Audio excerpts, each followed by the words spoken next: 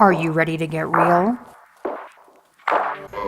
Welcome to real estate, the world's loneliest career, where you're always out of balance, unfulfilled, the role models are fake, the numbers unattainable, and you're just supposed to be and do it all.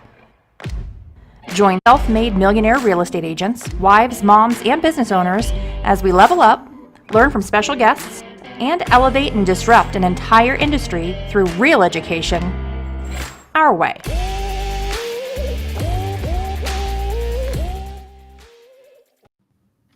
Hello, everyone, and happy Tuesday. We are so excited to be here today with a new friend of ours, Marty Rinehart. He is from the Chicago area, and he is an out-of-the-box thinker, really special mind, very neat person, and I think we're going to learn a lot today. And I envision this being a pretty deep conversation because usually when you talk to Marty, it is. So Marty, tell us about your story and how you got into the real estate business and why this business. Okay. Do I start from the beginning? As far back as you want to go. Yes. So I was born on June 1st, 1986.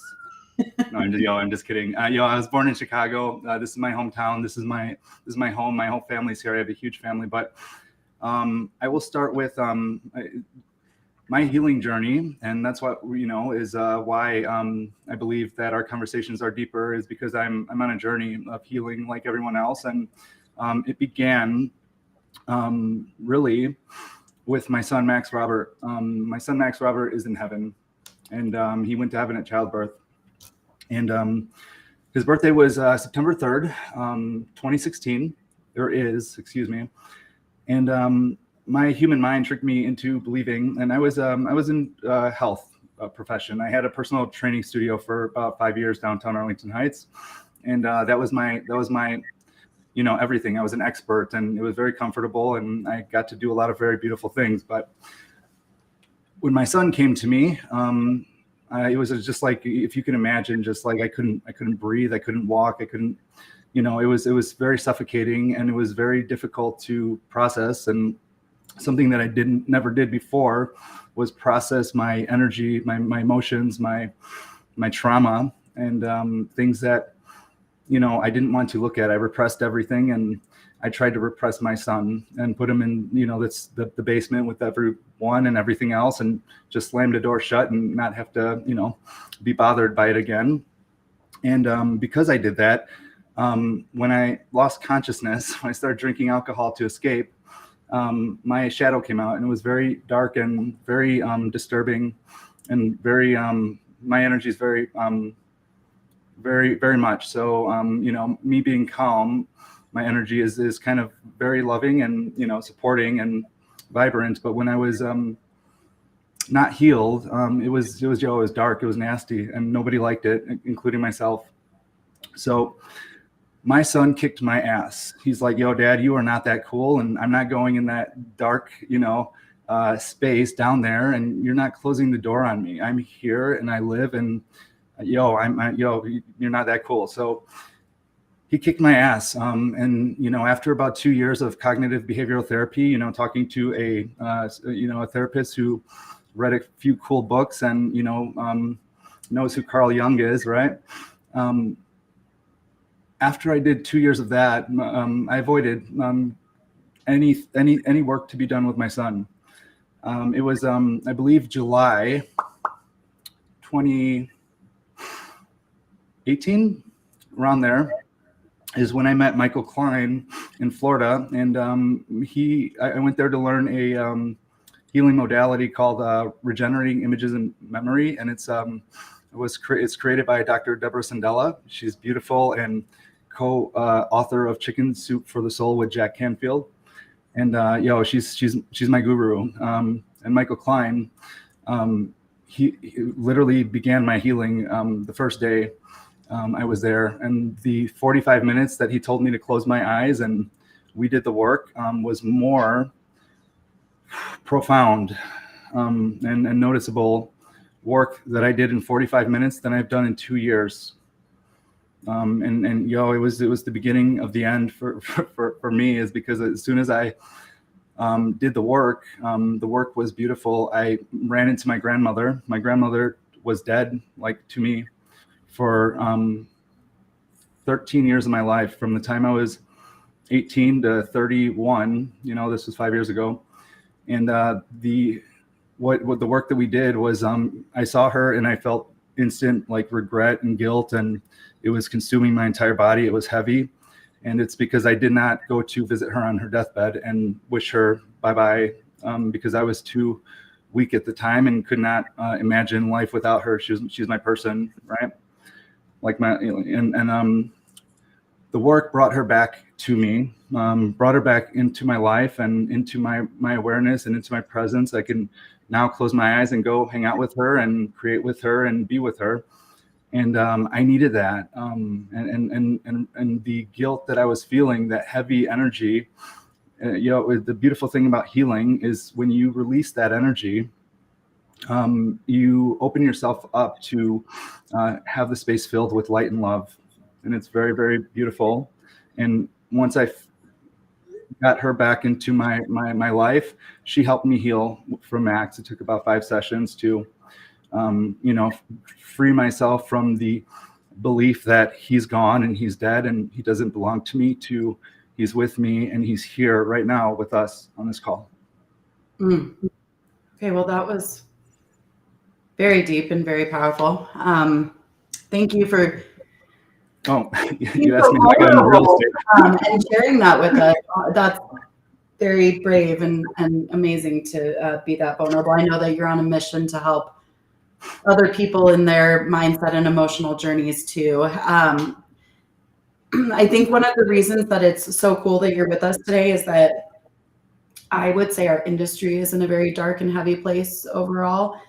I would say that, the collective world over the last couple of years with COVID went to a dark and heavy place that so many people in the world had never experienced before. They don't know what these feelings are. They don't know what it feels like to be heavy. And now in the real estate industry, we kind of got through that, those of us that survived that. And now we find ourselves in a place where it seems to be worse for everybody, emotionally and mentally and mindset wise. Every day I'm watching posts from people who've been in the industry 5 minutes to 500 years who are so upset and so frustrated that they're quitting and they're hanging up their license.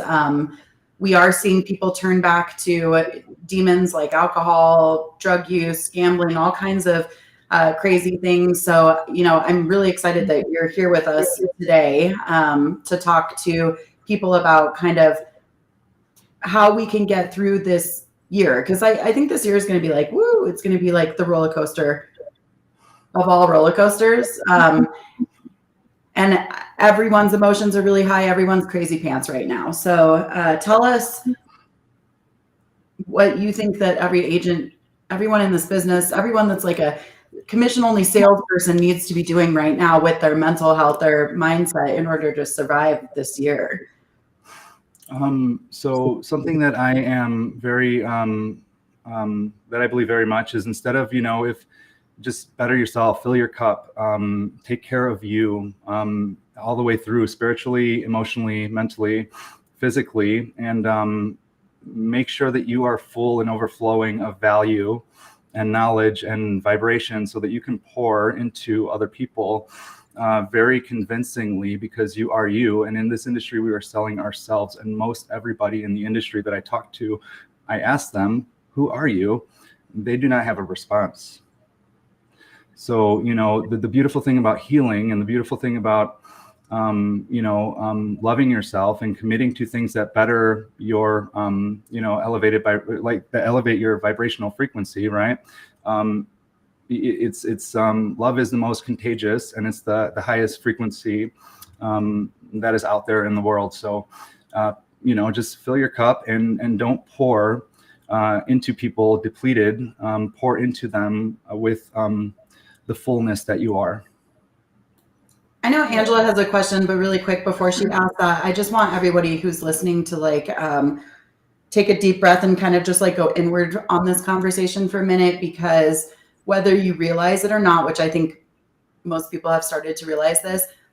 Our industry is not in a good place, and this is really serious, right? And so while a lot of people for a long time have made fun of our like mindset mumbo jumbo stuff, you got to watch this stuff right now. You're going to be in trouble. It's very serious times, I feel like.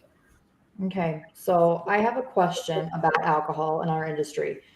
It seems like that tends to be the go-to, other than drugs, cocaine, whatever.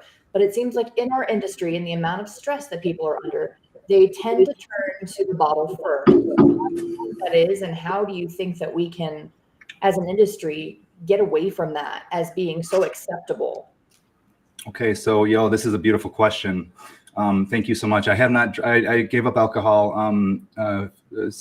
July 4th, 2021, about a year and a half ago, or whatever that time is. For me, when you get to a space of I was drinking and I was abusing drugs, I was abusing relationships, I was abusing everything and anything you can abuse. And I'm very blessed that I do not have an addictive personality. I was abusive with everything that I chose to do. And alcohol is a choice. And the choice that I was, making to consume personally was to escape. And when we say, yo, Lindsay, Angela, let's go share an experience together, right? Let's go to this party, or let's go create a vibe. And then, I show up, I microdose psilocybin daily, and it's my medicine. I harvest it, and it's beautiful. I put my love into it, and, it allows me to, expand my consciousness and really be creative and do things that I'm so in love with, right? And when we go to an experience, I choose to do that because it brings me closer to the experience. It brings me present in awareness. Whereas if I, didn't take my medicine, I have ADHD, and you're looking at me and you think I'm listening to you. I'm in Never Land. Like it's pretty bizarre. But when people start consuming alcohol, it's in my opinion to escape, and it brings them further away from the agreement we made to share an experience. And I'm not a very, when I go out to, entertain, hang out with my friends and stuff, I go to dance parties and karaoke because, I'm not, it's like talking to drunk people. For me, I'm just like, yo, man, let's just dance and sing. Because I think it's like, it's not them talking. It's somebody that is showing up because they have, it's their shadow. It's their shadow that's showing up. It's the subconsciousness. But we all know that doesn't ever bring out the best in anyone. But why are so many things, there's so many events focused around alcohol in our industry? It's like they want to pull the worst out of each other. Like, I don't understand why it is. It even comes down to like our realtor associations. Like every event they've got revolves around alcohol. Why? So I'm part of Main Street YPN here. It's the biggest organization of realtors in Chicago. And I legit asked them at the board meeting, we're throwing a ugly sweater party annually. And I said, can we also entertain maybe bringing gummy, like THC gummies for people that don't consume alcohol? Because it's stupid. It's ignorant that you're going to allow people to drink alcohol because it's socially acceptable, but you won't allow the people who don't choose alcohol and maybe THC is for them and it's healthy for them. Ban that shit, like for real, like that's not cool. So I think in the near future, things are going to change because the government should not dictate what a 35-year-old or 50-year-old or 60-year-old deems is most healthy and correct for him or her. Like that's bizarre. Like I can't believe we are living in that. But the pressure world to drink is insane. Like I was having this conversation with a girlfriend of mine the other day, and she is sober. She's a recovering alcoholic. She's one of the most incredible people I know. Listen, I had my party days in my late teens and early 20s. I'm certainly not a saint. I've done pretty much everything that you can possibly do and experimented with all of it. But I'm not a big drinker, and I haven't been in at least 10 years, probably closer to 15. I mean, I might have a glass of wine here or there, you know, maybe a beer if I'm out on the lake and it's summertime. But I'm really not a big drinker, like a couple drinks a year. And we were having this conversation about networking events, like Angela said. And I said to her, you know, I find myself like lying and coming up with all, like every time before I go, I have these reasons for why I can't drink.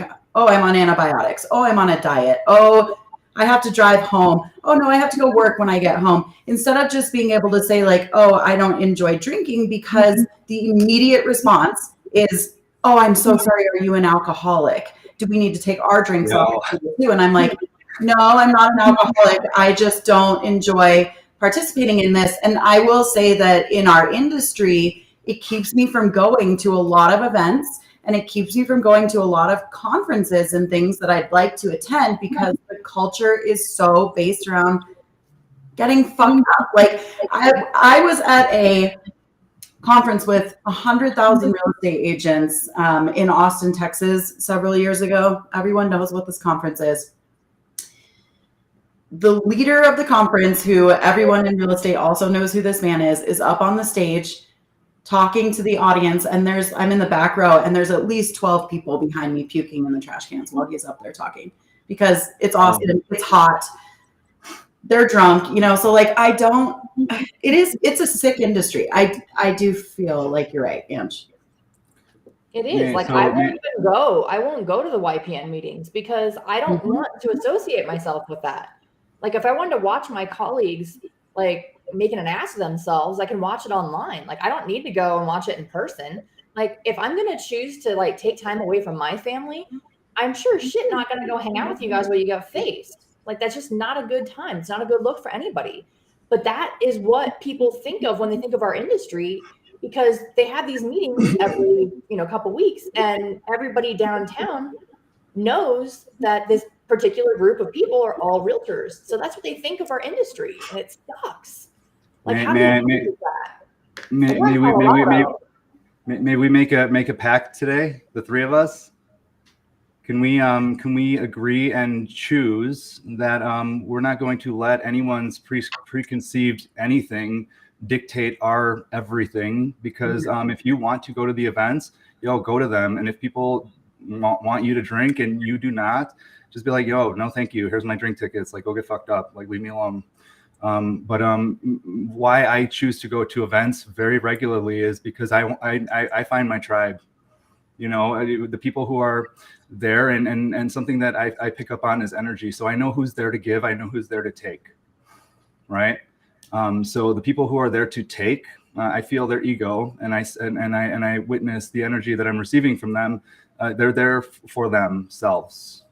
The people I'm attracted to are the ones who are there to fill the room with light and love. And those are the people I connect with. And it's beautiful. However, if I were to choose to not go to the events because there's a bunch of people drinking there, I would never meet my tribe. I would never find them. No, so right. the pact is, do what you're supposed to do and have intention behind it. And don't let anyone else's fears bother you or inconvenience your intention. I think we can all agree, and this is the reason that conversation just came up, that there's just a heck of a lot of like medicating that is happening in this industry, going back to the fact that, Angela and I have this theory, and we've talked about this for like years on this show. High achievers, people who are highly driven, people who are natural entrepreneurs, natural salespeople, come from some type of past that has some type of trauma in it. And usually it seems like people who are wildly driven are maybe kind of that way because they're outrunning something, whatever that is inside themselves. And so we end up in this industry with this culture of a bunch of people who are all running away from a lot of stuff. And they're all self-medicating with alcohol and drugs and conference culture and all this craziness. But I feel like it's just getting worse and worse because of where the market is right now. I think people went from this immense high of like, fuck yeah, we're making a ton of money. We own everything that we've ever wanted to, all the things, right? To like, oh my God, how am I going to pay my bills next month? Which is like a journey that a lot of people have never been on. So Marty, how do you talk to us about fear and how do you overcome it? How do you deal with it so that you can move on with your life and not quit this year? Oh my goodness. This is, we had a conversation earlier this week, Lindsay. I had a day yesterday, Thursday, where my fear and my anxiety and I felt like I was being crippled. And it's beautiful that I have people around me that fill me with energy and fire me up and remind me who I am, because almost every day, and it's funny, I was talking to my friend Janine Sasso, who, Lindsay, I'm not sure, are you familiar? Angela does, yeah, we've had her on the show. She's amazing. So I'm just like, she told me, she sent me a message after I was talking to her. I'm like, yo, am I a good friend? Because when I have insecurities and I have fears which don't belong to me, like very often, like ever, they start trickling out everywhere else. And I was like thinking, oh my God, like, am I a good friend to her, or am I too pushy? Am I supportive, or do I give her energy or do I take it away? And I asked her, am I a good friend? And she said, you're the best friend. And when I told her what I was experiencing, she said, yo, like, uncertainty is everywhere. Deflect it like Wonder Woman. And like, after she said that, I'm just like, oh my God. Like, I was giggling like a schoolgirl for like an hour, and two, I was fired back up. But me personally, I know what my why is, and my why drives me. My why is to change the world. Like, like this world that we're living in is not worthy of anyone in it, especially the kids. My kids, my daughters, your kids, everyone who's going to be coming into this world. Like, it's our job to make it way cooler place for them to fucking thrive, and a place that they can actually be themselves and receive love and acceptance, and not be victimized by all of the global fears and insecurities that are dictating all of our living situations. Like, it's so stupid. So I know what my why is. And, when you know your why, I think of it this way, like my why of changing the world, not happening, versus like that fear, versus standing on stage and delivering like dope content like I'm supposed to. Like, like if I was afraid of that, let's say I was afraid of speaking, which I'm not, I would be able to overcome it because I would close my eyes and I would like literally stack up side by side the fear of the world remaining what it is today when my daughters are of my age, versus me going to stand on that stage and doing my job and inspiring people. It's not even close, like, ever. So that fear goes away because I'm like, okay, cool. That's not a real fear, because I know what fear is. And that fear is the future not being what I know it's going to be. So you're saying that people need to spend some time with themselves, which is the hardest thing to do, visualizing what their life would be like if they got out of the fear that they're in right now and do what they need to do, versus what their life is going to be like if they don't get over this fear and do what they need to do, right? I'm not saying that's what anyone should do or needs to do. I'm saying that is what I do. That's what helps me. But everyone's different. So I believe that people need to really go, stop chasing external everything that you're in search of, and go inside and find all of everything that exists inside of you, because it's infinite and it's like, it's abundance, truly. And it's everything, and it belongs to you, all of it. How do you make that mental mind shift change of running away from everything to all of a sudden running towards something? Like, what has to happen in you that will help you switch that light switch on or off? For me, it was freeing myself of the hindering energies, the dark, heavy. It was heavy. Like, I felt so light after my grandma came back to me, and the energy that I was received, that I felt there, was like, consumed my entire body. It was dark. It was heavy. It was like a tar. Like, it was so gross, and it was weighing me down so much. Once that went away, like, you think like physical weight is like heavy, emotional freedom from reprogramming your brain, because like what the work does that I'm familiar with, the regenerating images and memory, is we go back to it's like meditation. Think of meditation like close your eyes, let's go on a journey. And the work that is done by the subconsciousness, and it's done at a state that is less than conscious. So your mind is, you're basically in a state like where you're just kind of like laying there, relaxed, like very zen. And we do that to bring you away from the left side of your brain, the critical thinker, the mathematician, the analyze everything part of you, right? And we follow the imagination in the subconscious mind. And what you do when you go to a traumatic experience or something that is hindering your everyday vibration, because it's dark and heavy and it belongs to you, right? When you take that, because what is trauma, right? Trauma is that memory, that emotion, that whatever, its response to negative emotional, it's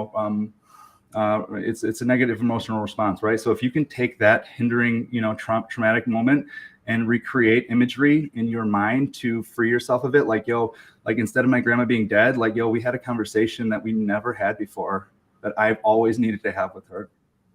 And she told me she's always with me and she always will be with me. And I know it and I feel it now. I didn't feel her for 13 years. So when I felt that lightness and that like love come into my body, and that dark, heavy, nasty energy went bye-bye, I'm just like, holy shit, like this is my new favorite drug. Like, yeah, healing. Yeah.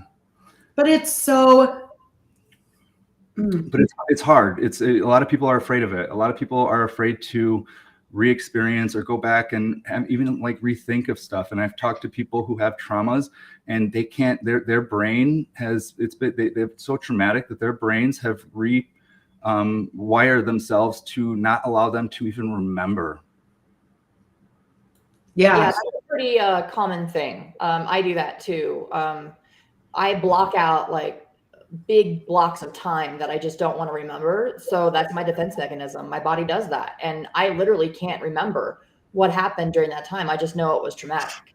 And it happens like fairly frequently. I mean, like there's a whole lot of big black spaces in my life, like, and I've talked to therapists and stuff and they're like, well, we need to like dive into this. I'm like, I don't even know how, like, I don't remember what happened. So, but that's like a defense mechanism for a lot of people. Oh, they'll get it out of there. Yeah. So what's really silly is the difference between like, talking to a therapist and doing this type of work. Talking to a therapist is beautiful. Like for a lot of people who need to understand concepts, like for me, the biggest concept that therapy taught me was everybody's always trying their best. And, the 4 agreements actually taught me that too. But in feeling and knowing that everyone is trying their best always, I just give them love for whatever condition they show up in and acceptance. And if it's somebody that is going to be a negative,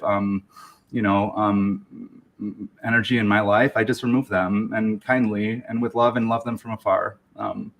But when I see people like, oh, look at that guy, what he's wearing, ha ha ha, I go, yo, like, fuck off. That guy showed up today in that outfit. That's the outfit he wanted to wear today, and that's beautiful, and I love him for that. I got in a fight with somebody on Facebook about that over the weekend, actually. And that's like, I'm not like antagonistic. That's like not me. So the thing is, like, I can take more shit than anyone on planet Earth for myself. But the minute that you start shitting on other people, like, I will come for you. And I'm just so sick of seeing like all these posts. And, obviously we spend more time in these groups than we probably should, but it's where a lot of, we meet people for the show, and a lot of like our talking points for the show come from, because of, that's what our listeners are thinking about and talking about all day long. And 24 hours a day, it's like 4 different types of posts. It's like, number 1 is, oh my God, the market is so bad, I can't survive. Number 2 is like, oh my God, the market is going to get so much worse. You guys better like go to the basement with your tinfoil hat right now, or you're not going to live. Number 3 is like, my market's doing just fine. What the fuck is wrong with the rest of you? And then there was this other type of post that I've seen popping up, which is like people posting nasty graphics or nasty commentary about people who are having to hang up their license and quit. Like, this guy made a nasty post about how they're all losers and, you know, sayonara, and we're all going to be so much better without you. And I got really mad and I was like, dude, fuck you. Like, why would you even come to a space that is supposed to be about learning and community to say something like that? And second of all, people, like, how dense are you? People are in real struggle, financial struggle, emotional struggle, relationship struggle right now because of the conditions that our industry is in. Like, how dare you? It's nasty. So yeah, for real. Can I talk about real estate now? Yes. My tribe has come to me. It's very beautiful. And like my real estate journey has been fun. I started my real estate journey in November 2019. As the first day I got licensed, well, as soon as I decided I was going to be a realtor, I was licensed like 2 weeks later. And then, and that's just me, right? I read books, and for whatever reason, my brain just remembers like the math and the science behind everything. So it's very cool. I'm very numbers and analytical and numbers driven, and it's been very beneficial to me. So when I got into the industry, I was already familiar with, I've already worked with the best copywriters, the best digital marketers, the best of everything in the fitness world, like for real.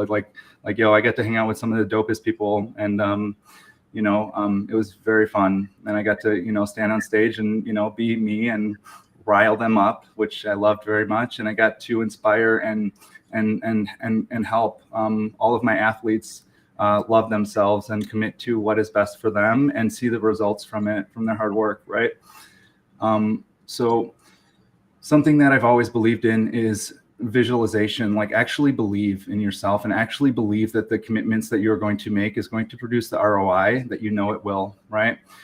Because that'll make you work for something that exists and that is real. When things are not real, like you'd be like, oh, okay, cool. Well, this is my goal. And you don't visualize it. You don't see it. You don't believe it. People won't work hard as they should for things that they don't believe in. So I've always believed in myself. So when I got into the industry, day one, I got my first listing, went under contract 24 hours at full asking price. And I did 1 million in that final quarter of volume. And my goal for the following year was 10 million. And where I was at, my coach goes, well, what's in it for me if you don't hit that? Because I was there to renegotiate. What's in it for me if you don't hit your goal? I go, you're done. You're fired. You're not my coach. And don't ever suggest failure to other people because that's stupid. Thank you. So I went to a few different places, and I got laughed at by a few different people. And finally I found my home with somebody that knows who I am. Right. So I went there. Like three months in, I'm already at 2 brokerages, right? Keller Williams. And then I was there for about a year, number 1 agent in the building in my first year. I did 6.8 million. I didn't hit my 10. And I facilitated 5 masterminds for the agents in there because they're like, yo, what are you doing? You just started yesterday and you are outperforming all of us. So I was giving them value everywhere, every chance I had. And something that I love to do is surround myself with talent. I like to be surrounded by talent so that, we vibe off each other, we inspire each other, we support each other's growth. And I didn't feel like I was getting that at my first Keller Williams office. So the next year, now I'm at 3 brokerages, and it's only been a year and 3 months, or a year and a half. I'm at my 3rd brokerage, and I went there to be surrounded by more talent, and it was more of the same. I watch every agent and I watch every industry professional, what they're doing on social media to see who is being innovative, who's being creative, and who's being original and doing shit that's never been done before and trusting themselves and creating. Like creating is one of my favorite things to do, create shit that's original and new and fresh and hot, right? And that people are attracted to. That's why, right? People are attracted to things they've never seen. It's interrupting their pattern behaviors, right? So it's very funny. People in their minds, they're beautiful. So I went to, I found Janine Sasso, and I tried to get her to come join me from Coldwell Banker to Keller Williams, and she almost did. And then she finally told me right when she was supposed to make that decision, she's like, I'm not doing it. I don't feel right. I ended up I'm like, yo, if I want to hang out with you. Do I really need to come to Coldwell Banker? And I go, I got a call from her managing broker in like 20 minutes. Next day, they gave us an offer me and my partner could not refuse. And we moved over there. And my partner, Jose Medina, has followed me from, 1 to 3, and we're about to make another shift here. So we're about to be 4 brokerages in like a few. That's important, though. We've been talking about that too. Like, if you aren't in the right place, move. Because the support that listen, like, everyone has been running so fast in their real estate business the last few years that there hasn't been time to pay attention to any of this. And so I think that a lot of stuff just got thrown by the wayside. But the minute that things kind of slow down, things get heavier, things get a little crazy, people start to notice where the holes in their ship are, right? So, if you're in a place where you're not getting what it is that you need, support, mentorship, training, a place to be yourself, a place to share your experiences and what you know, then you should just move. I mean, that is one thing that's really beautiful about real estate is that, like, there's an ask for every seat. There's a brokerage for every person, and there's a place for everyone to go. But I don't understand. People get so like, they're so crazy. Like, they're like vigilantes about their fucking brokerages, and it's so weird. And they won't leave, and it's bizarre to me. So, like, if you're not in the right place, then go. Yeah. So for me, like, I search out my coaches. Like, when I went to the productivity coaching, my first Keller Williams, and I walk in there and they're practicing scripts. I'm like, yo, what do you do for social media? She's like, oh, like, you mean Facebook? I don't even have a Facebook page. I'm like, yo, that's why everyone here is failing in my mind. And I instantly go, okay, cool. This is not for me. Bye-bye. Have fun, guys. And I walked out. I hired Krista Mashore my first year in the industry, first 3 months in the industry. And I didn't need to know how to market or how to copy or how to be attractive. I needed to know how to translate everything that I was already gifted at into the world of real estate. And that $13,000 investment was the best one I made. And then it, like, the next day went up to like 18 grand, and it's now I think it's like 23 grand, but she's so you beautiful. How far into the industry when you hired a coach for 13 grand, by the way? 3 months. Were you like buku rich? Did you have a bunch of money in your pocket? No. I didn't. I was not buku rich. I just knew in my mind that all I needed to do was get one listing out of this for it to pay for itself. I believe in ROI. I believe in investing in myself, and I don't see these things as expenses. I see them as I'm just fucking filling my cup, man. It's just, I'm asking because, like, so many people right now are in a position where, like, they're pulling back really hard and holding on to their finances, like they're never going to make another penny.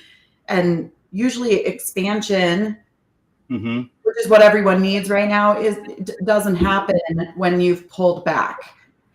So how do you get over the fear of investing in yourself, investing in your business when you're broke? So I'm writing a portion of my coaching program. I'm making a coaching program for real estate agents to be able to free themselves of their fears, their limiting beliefs, and step into a true space of love and abundance, creation, and manifest for them whatever they choose. Right? That's like what I'm bringing to this industry this year in 2023 and beyond. But one of the chapters, or one of the ideas, is called hope, belief, and conviction. Hope is a happening, right? It happens to us, and we can hope for things. If people say I want, and I'm just listening to this, I'm like, yo, don't finish the sentence, because it's worthless. Wanting something is not for you. Hope is where the happening, where there's actually promise, potential, and optimism, and it's beautiful. And then the next one is belief, where you actually believe in yourself, and you believe in the ROI, and you believe in your plan, and you invest in that exactly. And then conviction, yo, don't tell me something because I already know. You what you're going to say and your perspective and everything is beautiful and it belongs to you. I'm convicted. I'm convinced that what I chose and this path and what I'm doing is 1000% correct. And there's nothing you're going to do to offshift my energy. I've thought about it way too much. Is there any chance that you could, we don't have all the time in the world, but maybe give us like some practical steps that people can do if they don't feel that way right now? So like if they aren't convicted, if they are lost, if they're not sure they're doing the right thing, if they're struggling to believe in themselves, if they're just like really in fear, like what does someone do to get back on track? I'll suggest 2 books. One of them is The 4 Agreements. I believe it's Don Miguel Ruiz. I believe, no, or Paulo Coelho. Paulo Coelho is The Alchemist. So Don Miguel Ruiz is The 4 Agreements. And then another book is called Loving What Is by Byron Katie. Mm-hmm. And The 4 Agreements is beautiful. The agreements are practical. It's practical Toltec wisdom that, these books changed my life. Like, it's so easy. It's like, be impeccable by your word is number 1. Like when you say something, like do it or don't. That's up to you. But if you do not, people will know that you're full of shit, right? Number 2 is our number 2 and 3 are interchangeable. I forgot. It's do not take anything personally, because everything that anyone chooses to do, reactions or how if they're trying to attack you, or if they're calling you something that is like don't be bothered by it. Like there's nothing wrong with you. And these people who are attacking or doing something that is in correlation with your happiness, your happiness is yours, and it's up to you to maintain that integrity all the way through by not taking anything personal and making things. I feel like that's a big one right now, though, because how do I say it? And then keep going with the agreements. But when the world gets the way that it is, everybody needs a deal. Like, I'm just going to say it the way that it is, right? And so they get really lax. We talked about this, Angela and I, on their boundaries. They're letting clients run them around like crazy. They're letting agents run them around like crazy, right? And so I do feel like that's kind of a big one right now, because there's a lot you could take personally in our industry right now. Between your clients are so emotional and they're pissed off that their house isn't selling, to other agents coming in and trying to like lowball the shit out of you. Like, I just feel like there's a lot that you could take personally and get really up in your head about right now. Absolutely. I'm trying to find out so don't take anything personally is number 2. Number 3 is my favorite one. Don't make assumptions, right? So don't make assumptions in relativity to our industry. Like, communicate, actually ask the questions you need to know, and don't assume shit. Like, leave your ego at home. Ask all the questions you need to know what is best for your clients, so that you can align everything that you embody to that with them, and co-create dope results for them. And then number 4 is always try your best, right? Loving What Is by Byron Katie. It's attached to her. She's also got a 4-step process. It's called The Work. And I don't know what that is off the top of my head, but her Loving What Is basically like, whatever exists today, like, don't hate it, don't be bothered by it, just give it your love, because it's there, it's there. like love it. And this is I was at an event with a realtor event just recently, and they were talking about like, give yourself a score for, after we did some work, give yourself a score for professional, spiritual, physical, this, that, the other. And, it's supposed to be, the guy said it's supposed to be like a perfect circle. And as you get better, the perfect circle expands. And one guy raised his hand, goes, what if mine is not a perfect circle? And what if like relationship is like down, and it's like, looks like a pie was cut out of it, like a piece of pie was cut out of it. And the facilitator of the work goes, well, that's a disaster. And I raise my hand. I go, dude, that's not a disaster. Nobody is a disaster. And I believe the intention behind this exercise is to bring awareness to the individual, who they are, so that they can make adjustments. it is what it is. Don't sit here in front of people and try to coach them on shit and say that they're a disaster, because that is not correct. And that's not nice. Don't do that. There's so much of that in our industry, though. I wish that I could explain to other people who don't live in the real estate world, like, what it's like here, because it is like on its own fucking planet. It is so bizarre, our industry. It can be so toxic. Yeah. You know, the comparison, there are organizations that literally only deem you worthy if you're doing a certain number of production or units. The fact that other agents in our market become our enemies because we're, finger quotes, competing against people, like, we're in a toxic ass space. And then you throw the fact that, you know, we have an unprecedented economic shift, the fastest change in real estate in history on top of it. And like, they're either in a really, I think there are three places. Either they're that asshole that's making the nasty posts, or that guy that you just talked about, you know, telling people that they're wrong, or they're really struggling and not saying anything about it, or they're figuring out how to get up every day and just do something to keep themselves moving. I think, especially in a market like we're in now, having the tribe of people around you that is not toxic, that is not what you're reading and what you're looking at every day, eventually you're going to absorb that. And so if everybody that you're friends with is posting all this negative shit, that's going to eventually affect you pretty quickly. So how do you choose like the right tribe? Like, what are some of the things that we should be looking for right now? Because I think it's really important to edit your tribe, or whoever you think that your tribe is. And it's okay to like level up and change your tribe. So the way that you level up your tribe is leveling yourself up, because we pick up, as humans, we pick up on vibrational frequencies. And when your frequency is aligned with, you know, a lower vibration, that's who you're going to be attracted to. And that's who's going to be in your vision. And that's who's going to be in your life. When you choose to go to the gym and meditate and read and practice, and practice what you preach. Like, there's so many preachers out there and not nearly enough practitioners out there. So be intentional and fill your cup and elevate your vibrational frequency, and you'll be picked up by the people. It doesn't matter how far they are, it doesn't matter where they are in the world, they will find you. And how do you know when you find them? I found you, didn't I? Yes. How do you, like, I think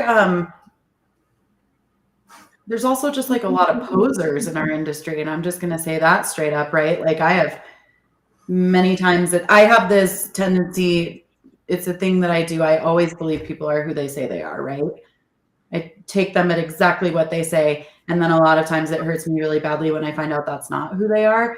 And there's people, there's a lot of posers out here. Like you said, too many preachers, not enough practitioners, right? So like,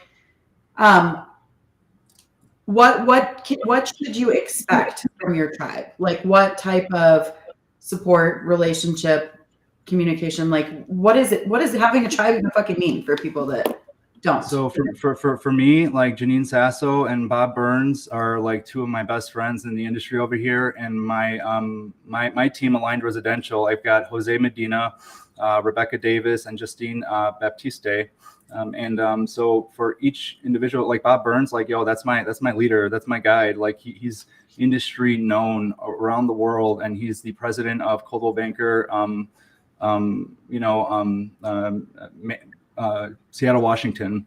And he is somebody I love, I honor, and I respect. And when we show up to a space where we are connecting via, whatever, phone, text, whatever, we show up, and we are in a space that is safe, and we are in a space that is honest, and we are in a space that is there's no ignorance, because we respect and honor each other so much that we lovingly tell each other the truth, and we support each other with this perspective that is honest and belonging to us, because that's what I'm going to people for, is perspective. I called Janine Sasso, and she is a German monster. She says, that's stupid. Like for real. Like she's like, yes, stupid.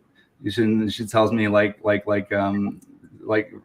yo, I love her so much and she loves me so much, but she drops honesty all over me all the time. And I love her for that. Though, right? Mm-hmm.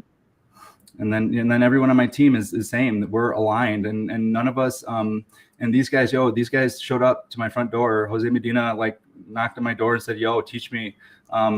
Rebecca Davis is a gangster that I went to middle school with. Like when I moved from Chicago to the suburbs, she was my best friend from day one. And she was just, we were reckless. We were we were just out of this world, insane. And now we're both like vibe hippies that are just mellow and, and love energy. And then Justine Baptiste, she's just invited me to a dope dance party, and I love to dance. And she knew the first day that we met and we talked that she was going to be joining me in real estate, and didn't tell me until like 6 months later.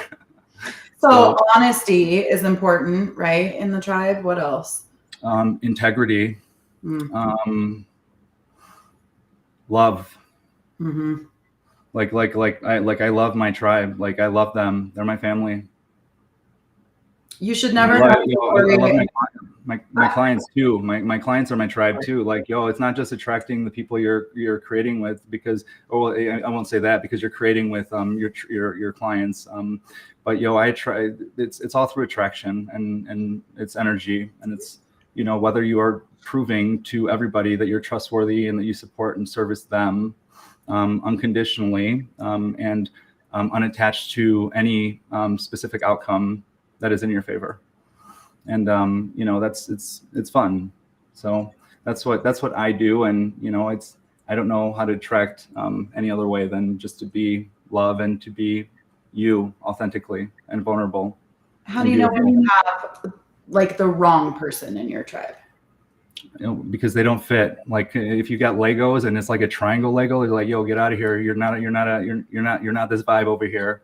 Like bring your weak sauce over there and go disturb someone else.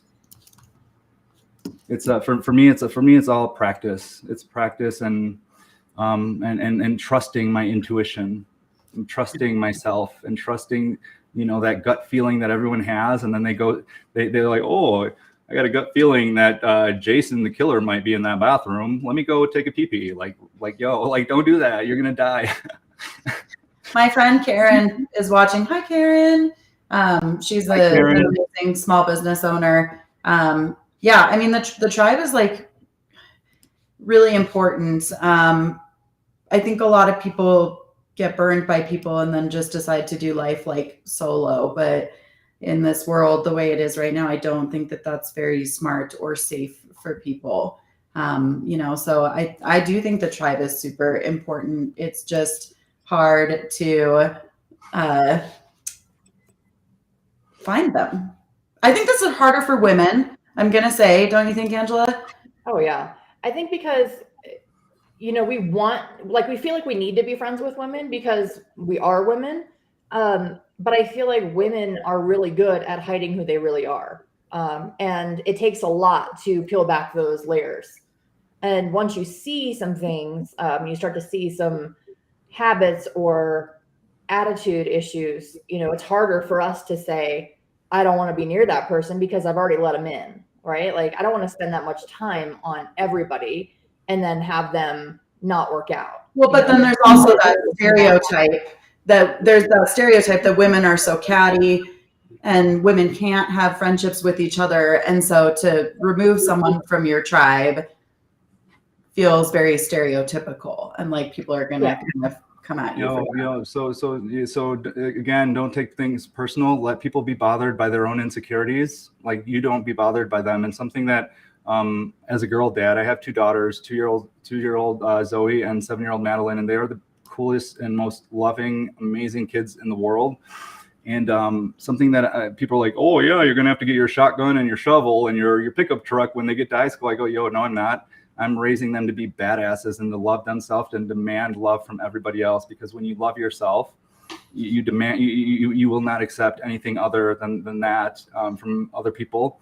And that's how I know whether people are going to exist in my existence or not, because I don't have patience for, I don't have impatience. I don't have any patience for, what is it called? Other people's insecurities, other people's fears that don't belong to me, that they're trying to give me. Like, yo, keep that shit to yourself. That's not mine.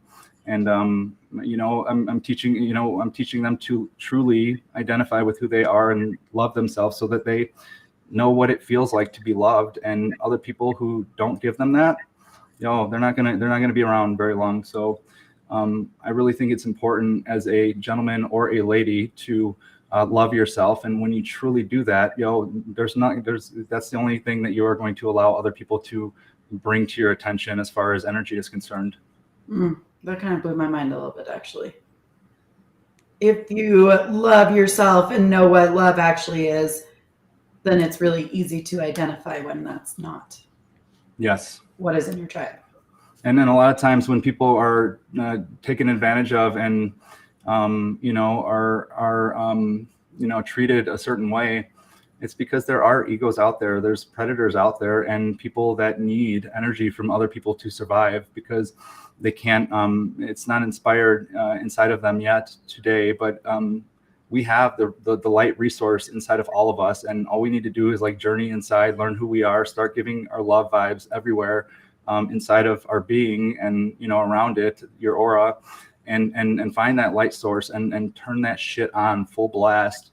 Because when you start to allow that light source to flood your body and travel outside of it and be received by other people, that's how you will attract everything that is belonging to you and deserving of you into your life.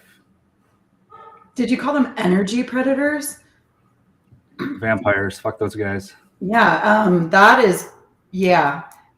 Detox off of that. That's like step number 1 for 2020, surviving 2023. Like, detox off of anybody's negativity right now.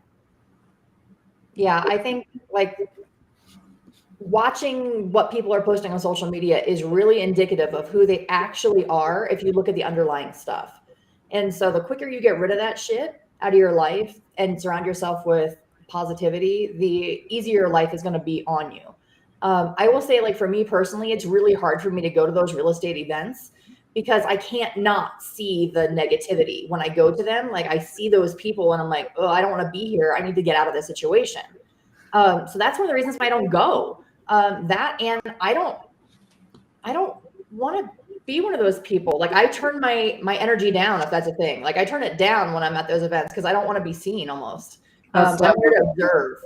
Yes. Yo, you know what the solution is for that? Throw your own damn events and only welcome jive, fancy and funky, dope individuals. Be like, yo, if you want to show up to, like, literally, I'm manifesting a Waldo party. It's called Weird Waldo's Wunderbar Workshop, and because Janine Sasso dresses like Waldo and goes through her farm neighborhood with a loud mic saying, "Hey guys, Waldo again. Wonder where my new listing is. You find it, and you get a free pizza sent to your house," or whatever she does. She's super weird and extremely beautiful. She's popped out of like a recycling bin. I'm like, yo, that's nasty. She's like, it was a clean one. So, so Weird Waldo is in honor of my best friend. But at that show, I'm going to teach people a numbers formula that I created. That's basically mind math, how to reprogram your subconscious mind and learn who you are and why you are through math formula. So it's very, very pretty and beautiful. And I can't wait to do that. But the reason I'm throwing that party is because I want to show people how amazing they are and build community with intimacy and love and vibration, and then throw a funky dance party after that where we all could have fun. Like, yo, a lot of these parties are lame as shit. Like, like I don't even want to be at them. I just go to them to find my people. And it's so speaking, for example, like I was wanting to get on someone's stage, and I'm going to create my own stage. So like if you want to throw a jam, I will be there. I do like that though. Take more I don't know what the word, responsibility for making your own community then and I feel the same way, Ange. And in many, I do find it interesting because like our board associations sounds like very different than Chicago. No one goes to any of that stuff here, but We don't have any dope shit here. We need to create some dope shit. we do need some dope shit for sure. But I feel like, no, that's really good advice. If you aren't fitting in where you are, then make your own room, right? Yeah. Yeah, if you're the triangle Lego, like make your own triangle Lego party. I like that actually. I love it. Yeah, I think that 2023 is all about detoxing from anything negative that you can and going into spaces where you feel filled up, because there is a lot of negativity just floating around all the time right now. Yeah, for sure. Marty, any closing words of wisdom on what you think people should focus on emotionally, mentally, mindset wise as we go through the rest of this year?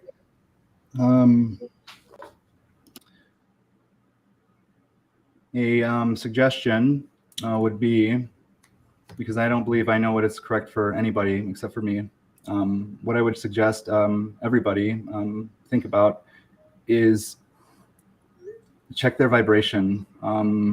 Think about like the things that they've experienced and the things that are draining them of their energy, and find that energy in their body and just like be there and learn from it and understand it and give it love. Don't run away from it.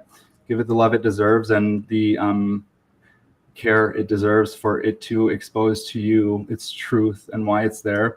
And once it does and you're aware of that truth, it will go bye-bye. It'll free itself from you and it'll free you of it. So don't run away from the insecurities and the fears and the pain that you are experiencing.